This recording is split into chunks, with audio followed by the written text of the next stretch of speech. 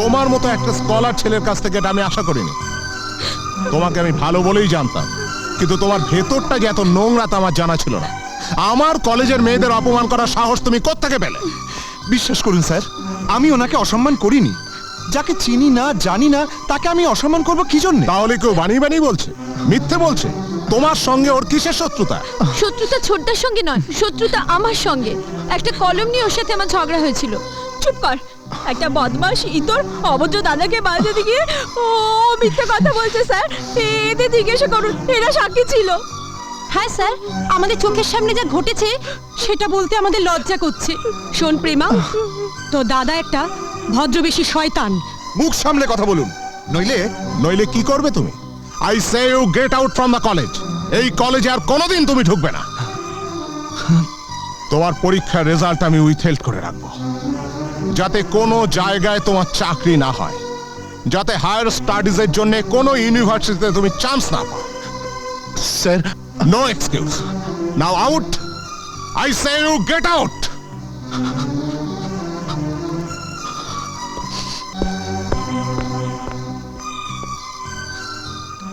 আপনাকে অনেক ধন্যবাদ স্যার। আপনি আছেন বলে মেয়েরা এই কলেজে মান সম্মান নিয়ে পড়াশোনা করতে পারছে স্যার। হ্যাঁ স্যার। আসি স্যার। এসো। আসছি। চল চল। চল। আরে আরে আরে আরে আরে, এতে কান্নার কি আছে? কলেজে যাদের লেখাপড়া বন্ধ হয়ে যায়, পণ্ডিত মশাইয়ের পাঠশালা তো তাদের জন্য খোলাই আছে। থামুন, প্লিজ স্টপ। আপনাদের কি মনুষ্যত্ব বলে কিছুই নেই? বোনের উপর প্রতিশোধ নিতে গিয়ে এই নিরাপরাধ নিরীহ ভাইটাকে কলেজ ছাড়া করছেন? এ কেমন বিচার? এ তো অন্যায়। বেশ তো, প্রতিবাদ করো।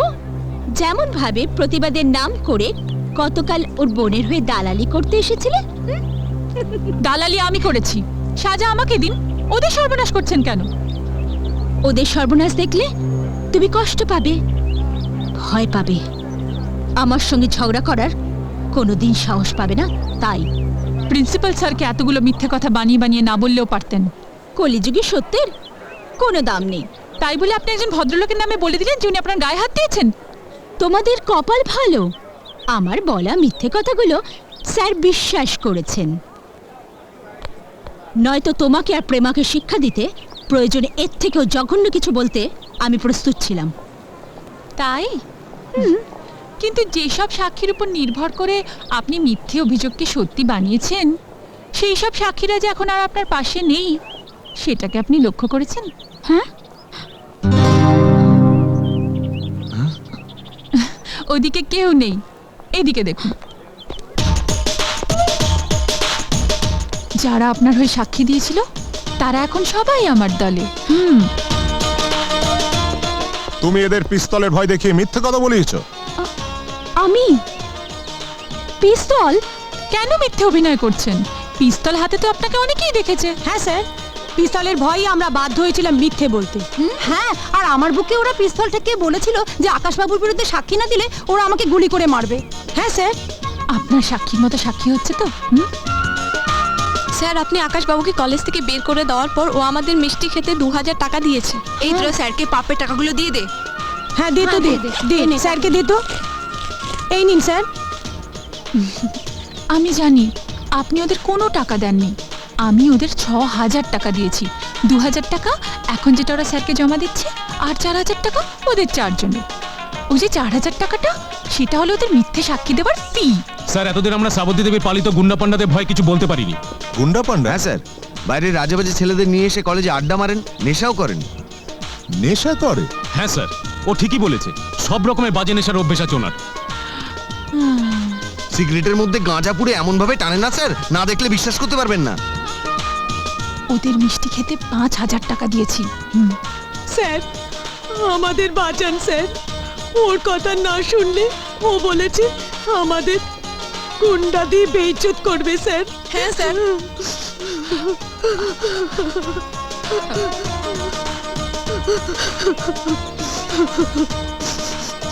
বিশ্বাস করুন, ওদের কাঁদার জন্য আমি কিন্তু কোনো টাকা দিইনি।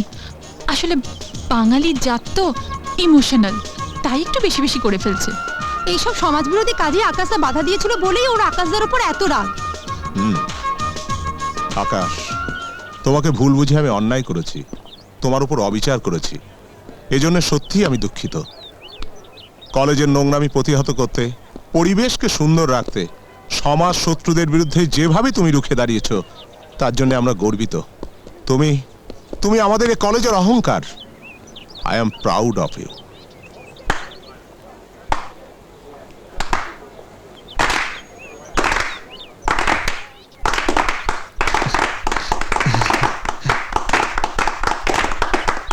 শোনো শ্রাবন্তী, এই মুহূর্তে তুমি কলেজ থেকে বেরিয়ে যাবে, আর কোনোদিন এই কলেজে চৌকাট মারাবে না। This is my order, understand?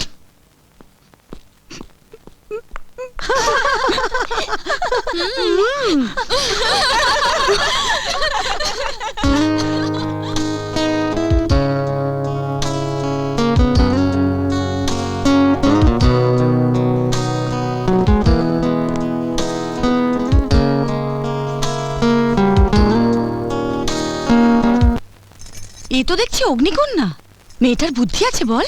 শুধু বুদ্ধি নয় গো বৌদিমণি, ওর প্রতিবাদ করার ক্ষমতা দেখার মতো। তোদের পাশে এসে ও যদি সময় মতো না দাঁড়াতো তাহলে একেবারে সর্বনাশ হয়ে যেত বৌদিমণি। আমার কেরিয়ারে 12টা বেজে যেত, তার সাথে সবার মান সম্মান ধুলে মিশে যেত। ওকে যে কি বলে কৃতজ্ঞতা জানাবো। সারা জীবন যাতে কৃতজ্ঞতা জানাতে পারো সে ব্যবস্থা করলেই তো হয়। একদম মনের কথা বলেছো, তাই না ছোটদা? এই বড়দের মাঝে এত আগ বাড়িয়ে কথা বলিস কেন রে? বড্ড পেকে গেছিস। যে বয়সে তোমার পেকে যাবার কথা সে বয়সে তুমি কাঁচাই রয়ে গেলে, এটাই আমাদের দুশ্চিন্তার একমাত্র কারণ। চল প্রেমা। বাবা আজ তোমাকে দেখা করতে বলেছে। বাবা? ওরে বাবা! আহ, ভয় পাচ্ছ কেন? তোমার জন্য যে চাকরির কথাটা বলেছিলে সেটা আমি বাবাকে বলেছি। চাকরি পাওয়ার মতো দুটো যোগ্যতাই তোমার আছে আকাশ। এক, তুমি ট্যালেন্টেড ছেলে, ভালো রেজাল্ট করেছো। দুই,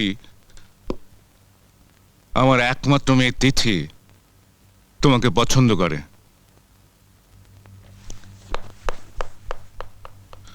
তোমার সামনে ব্রাইট ফিউচার। এডুকেশন কমপ্লিট না করে চাকরির পেছনে ছুটছো কেন? একটা চাকরি আমার ভীষণ প্রয়োজন। সংসারের জোয়ালটা কাঁধে নিয়ে টানতে টানতে আমার দাদাভাই আজ ক্লান্ত, পরিশ্রান্ত। আমি তাকে মুক্তি দিতে চাই। দাদার প্রতি তোমার শ্রদ্ধা ভালোবাসা আমাকে মুগ্ধ করেছে আকাশ। চাকরি আমি তোমাকে দেবো, তবে একটা শর্তে। এত বছরের ক্লান্তিময় জীবন থেকে দাদাভাইকে একটু স্বস্তি দিতে যে কোনো শর্ত মানতে আমি রাজি। আকাশ, আমি বিজনেসম্যান, ব্যবসায়ী। ব্যবসার মূল থিওরিতে লাভ এবং লোকসান নামে দুটো শব্দ আছে। লোকসান শব্দটার সাথে আমি পরিচিত নই, আমি বুঝি শুধু লাভ। আমার এখানে চাকরিতে জয়েন করার পর কিছুদিন কাজ করে তুমি যদি বিদেশে চলে যাও, আমি সেটাকে লস, লোকসান বলে ধরে নেব। তাই আমার দরকার সিকিউরিটি, আর সেই সিকিউরিটি হলো চাকরিতে জয়েন করার আগে আমার মেয়েকে তোমার বিয়ে করতে হবে। বাবা, ব্যবসার ভালোবাসা কিন্তু এক জিনিস নয়। ভালোবাসা জানে দিতে আর ব্যবসা জানে নিতে। তুমি ব্যবসা করতে করতে এত নিচে নেমে গেছো। ব্যবসায়ীরা কখনো স্বার্থের বাইরে কোনো কাজ করে না মা, আমিও করব না। আকাশ তোমার সাথে ব্যবসা করতে আসেনি, এসেছে ওর যোগ্যতার বিনিময়ে একটা চাকরি নিতে। ওর চাকরির বিনিময়ে কিছু দিতে নয়। কিছু নিতে হলে কিছু দিতে হয়। আমি লেনদেনে বিশ্বাসী, আর লেনদেনের আর এক নাম বিনিময়।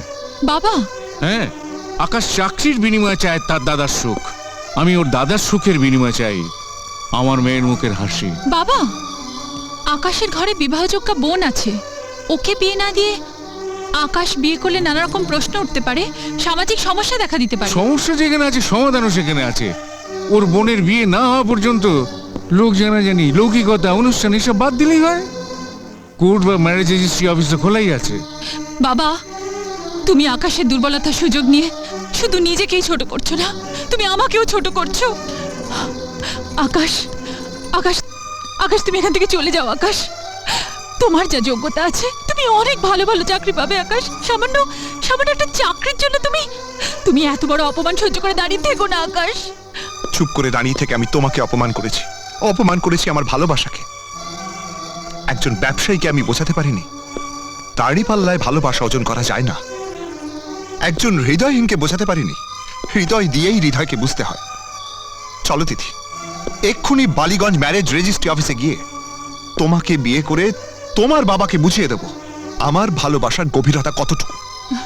চলো না চলো তিথি। না না, কি বলছেন? আকাশ বিয়ে করছে? বিশ্বাস না হয় বালিগঞ্জ ম্যারেজ রেজিস্ট্রি অফিসে গিয়ে নিজের চোখে দেখে আসুন। বিয়ে হবে অথচ গার্জিয়ানরা জানতে পারবে না, তাই কখনো হয়? আকাশ, দাদা ভাই, বৌদিমণি, এই চুরি করে যখন ধরা পড়েছিস তখন বউ নিয়ে রাস্তায় দাঁড়িয়ে না থেকে চল ঘরে চল। না মানে ইয়ে, তা বেশ তো, যেতে না চাস তোর দাদা ভাইয়ের সঙ্গে এখানে থাক, আমি ঘরের লক্ষ্মী নিয়ে ঘরে ফিরে যাই। চল এসো। আকাশ বৌদিমণি, আমি তোমার সঙ্গে যাব।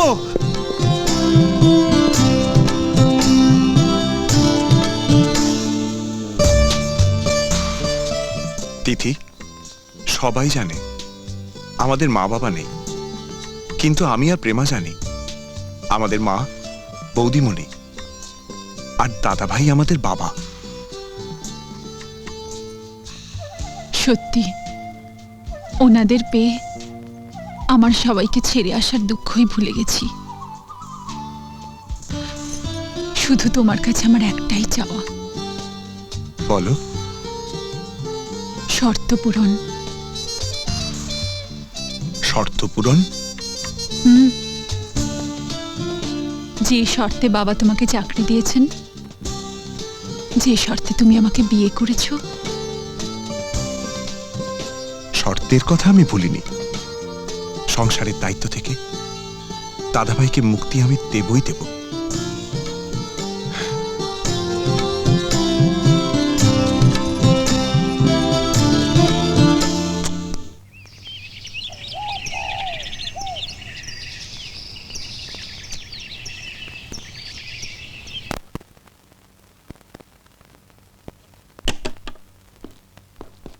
কি রে, সাদা কাগজ? তুমি লিখলেই আর সাদা থাকবে না।